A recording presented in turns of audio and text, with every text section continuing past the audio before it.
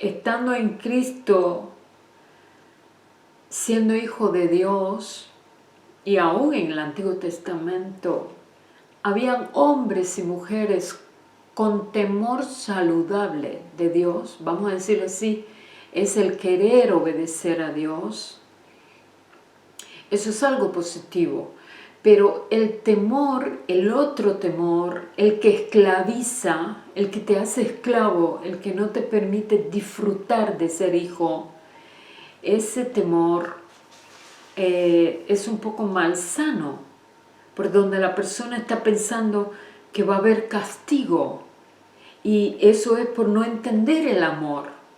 Cuando uno entiende el amor de Dios, no está tan centrado en el castigo, uno está centrado en Dios, yo te amo y quiero hacer lo que tú quieras que yo haga, es por amor. Pues la misma escritura lo dice y se deja ver, porque el mismo Job lo dice, tenía miedo de equivocarse. Eso fue una coyuntura que dio Satanás para poder pedir de alguna manera zarandear a Job. Dios lo permitió. ¿Por qué razón? ¿Porque Dios se complace en la maldad? No, porque Dios sabía que después de esto Job iba a salir purificado. Después de esto Job iba a tener revelaciones acerca de Dios y de su relación de él con Dios de una manera mucho más profunda. Y así fue. Por eso Job pudo decir al final de toda su prueba, de oídas te había oído, pero ahora mis ojos te ven. Y ocurre con muchos creyentes, se convierten, empiezan a dar sus primeros pasos con Dios y repiten lo que les enseñan, pero sin mucha convicción.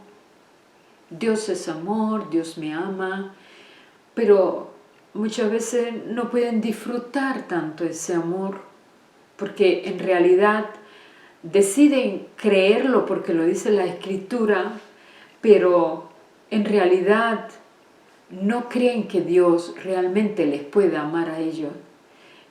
Siempre ven como que ellos no son suficientemente buenos para que Dios les ame, cuando en realidad Dios no nos ama porque nosotros seamos buenos. Dios nos ama porque Él es amor. Y Él nos creó, y Él nos buscó, y Él nos rescató, y Él quiere tener una relación íntima de amor con nosotros. Entonces llega un momento en que Dios pone al creyente, le permite estar en una situación tal que puede ser de prueba grande, le permite pasar por el fuego, y en ese periodo que pasa por el fuego se le queman las ataduras, se le queman las cadenas que le atan, se le queman cosas que traían y no sabían. Fue cuando me estoy recordando ahora hablando esto, cuando aquellos varones que estaban en el exilio, judíos, estos hebreos, cuando fueron echados en el horno de fuego, ellos se negaron a adorar a Dios falso y dijeron que el Dios de ellos era suficiente para librarles del fuego si lo quería, y si no, de igual no iban a servir a ningún rey falso, no iban a renegar de su fe. Y cuando salieron del fuego, dice que nada en ellos se había quemado, solamente aquello con que habían sido atados, las ataduras que les pusieron cuando los amarraron antes de ser echados al fuego. Muchas veces Dios tiene que permitir que pasemos por cosas, no porque Él se complace en que nos duela, sino porque tiene que purificarnos, quitar escorias, quitar ataduras. Y muchas veces las personas ni saben que tienen estas ataduras y solamente cuando se ven ante una situación que ya les resulta demasiado difícil, es que van a por ayuda, tratan, se preguntan: Dios, ¿por qué estoy pasando por todo esto? ¿Qué tú quieres decirme?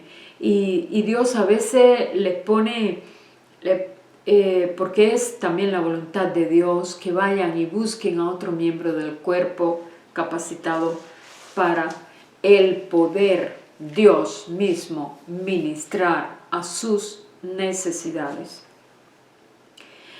Ese, por ejemplo, en el caso de Job, Satanás sí odiaba a Job y sí tenía muy malas intenciones con Job, como las tiene en contra tuya, como las tiene en contra mía, como las tiene en contra de todo su pueblo.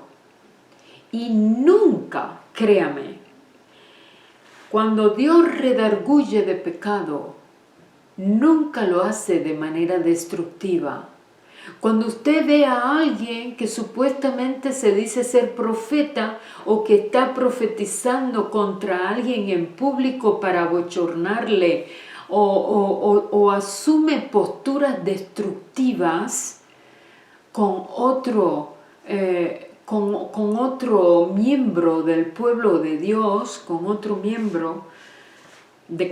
creyente, usted puede estar seguro que no es Dios quien está haciendo eso. Cuando en su vida personal Dios le quiere persuadir a usted de que usted ha pecado en algo, que usted anda mal o que usted anduvo mal, Él no lo hace de una manera condenatoria, porque quien condena precisamente es el adversario. Dios, aunque a veces nos ocasiona, no porque quiere dolor, vamos a decir llaga, Él también es después quien nos venda. Pero es quien nos suaviza la herida, es quien pone bálsamo. Entonces, ahí tenemos el caso de Job. Cuando dice que Satanás se levantó contra Israel en este pasaje, es que lo hizo con ira, lo hizo con furia dentro de su corazón de una manera malvada. Y miren, Satanás puede usar a personas de carne y sangre para de una manera malvada, no solamente contra los creyentes, sino también contra la creación de Dios, contra todo aquel que es criatura de Dios. Y pueden de una manera malvada gobernantes y personas en todo lugar, impíos, ser manejados por las tinieblas, por Satanás mismo, a quien se le llama el príncipe de este mundo, para de una manera destructiva destruir a la humanidad en todos los sentidos y de una manera muy perversa, pero no así Dios. Y lo que quiero demostrar hoy es que Satanás se levanta siempre contra el creyente, ya sea a través de la tentación, y si lo logra o no convencer de que peque, de que caiga en la tentación, pues luego cambia de táctica a la de condenación, que es otra de sus tácticas hacer a la persona miserable, es algo destructivo, le condena para que la persona no sienta paz. De modo que algunos han llegado hasta el suicidio. Y muchos que están siendo condenados piensan que es el dedo de Dios y que es la mano de Dios. Y no es así. Dios es un Dios bueno. Dios nos ama de una manera que nosotros muchas veces no podemos ni entender. Tenemos otro caso, que es el caso de Pedro, que en algún momento lo cité someramente. Pero, por ejemplo, Pedro decía, y de esta manera también Pedro abrió la puerta, cuando dijo, Señor, yo no te negaré. Justamente fue él quien lo hizo, y hasta 3 veces. Y el Señor le dijo, Pedro, Satanás me ha pedido para zarandearte, pero yo he rogado para que tu fe no falle. ¿Permitió Dios esto porque quería hacer pasar a Pedro por un mal momento? No, pero porque Dios no disfruta la maldad. Dios no es malvado.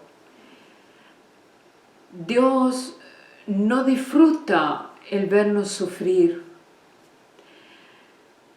Dios incluso no tiene en poco la muerte de sus santos. Aún en el momento de la muerte, dice que Él no tiene en poco la muerte de sus santos. O sea, para Él dice, cosa de gran estima es a los ojos de Jehová la muerte de sus santos. No como se ha interpretado que, bueno, Dios quiere que nos muramos para estar con Él. No, el contexto es que Dios sufre cuando un creyente tiene que pasar por el valle de sombra de muerte. No es algo, miren, que aún cuando Jesucristo iba a resucitar a Lázaro que estaba muerto, Jesús lloró. O sea, lloró su muerte. Quiere decir que no estaba indiferente.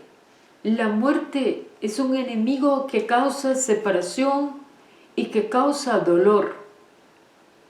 Por lo tanto, Jesús no vino de una manera indolente, aunque Él sabía que Él iba a realizar un gran milagro, porque le dijo a ambas hermanas, a María y a Marta, no te dije que si crees,